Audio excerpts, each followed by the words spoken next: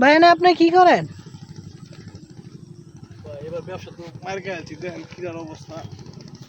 একটা কিরাও ভালো না, ঠিক আছে ভাই? এগুলো সব নষ্ট, সব নষ্ট, সব নষ্ট, সব নষ্ট, ঠিক আছে ভাই? এগুলো সব নষ্ট, এগুলো সব নষ্ট। কিরাম ব্যবসা মায়ের কিচ্ছু বলার নাই।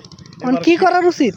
কৃষকরা একবার পথে বসে ছাড়া কিছু করার নেই। তাহলে এখন কি আপনাদের কিরাকেত করে কি লসে আছেন নাকি বহুত? খুবই অবস্থা খারাপ, মানে কেজিতে 10 টাকা 11 টাকা এরকম। এক সময় ছিল গত বছর এই 40 টাকা 35 টাকা কেজি বিক্রি করছে, এবছর 15 টাকা সর্বোচ্চ, 10-11 এভাবে। তাহলে এখন লসে আছেন নাকি? কি আর করা, কৃষক দিন মজুর, দিন আনি দিন খাই। আচ্ছা, কৃষক ভাইদের কাছ থেকে আমি কিছু যে কথা তথ্য নিতে পারলাম, তারা ব্যবসা করে অনেকটা কিরাকেত করে লসে আছেন, তাই কিচ্ছু করার নাই। হ্যাঁ ভাই দেন।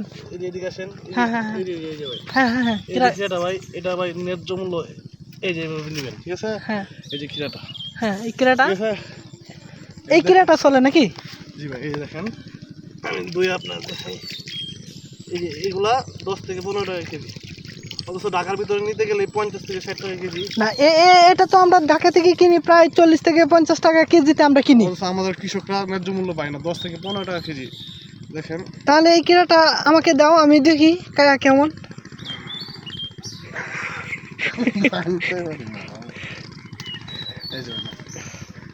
আরে কিরা তো বহুত সুন্দর। আচ্ছা দেন দেখি, অর্ধেকটা আপনি খান, অর্ধেক আমি খাই, অর্ধেক দেখি কেমন লাগে।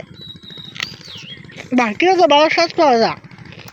বিষ মুক্ত শিরা, ঠিক আছে? কোনো কীটনাশক নাই, কোনো বিষ নাই, কোনো সার প্রয়োগ করি নাই,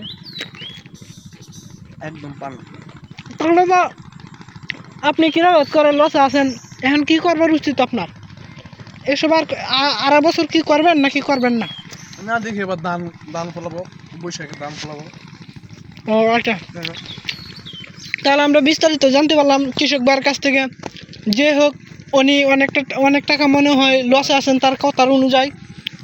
যাই হোক, আমরা এই কথাগুলো যাতে বিভিন্ন দেশে দেশে যেতে পারে প্রান্তরে, ভিডিওটা লাইক কমেন্ট শেয়ার করে এটা ভিডিওটা আরও বিভিন্ন জায়গায় পৌঁছা দেন, যারা আরও কৃষক লোকেরা দেখতে পারে।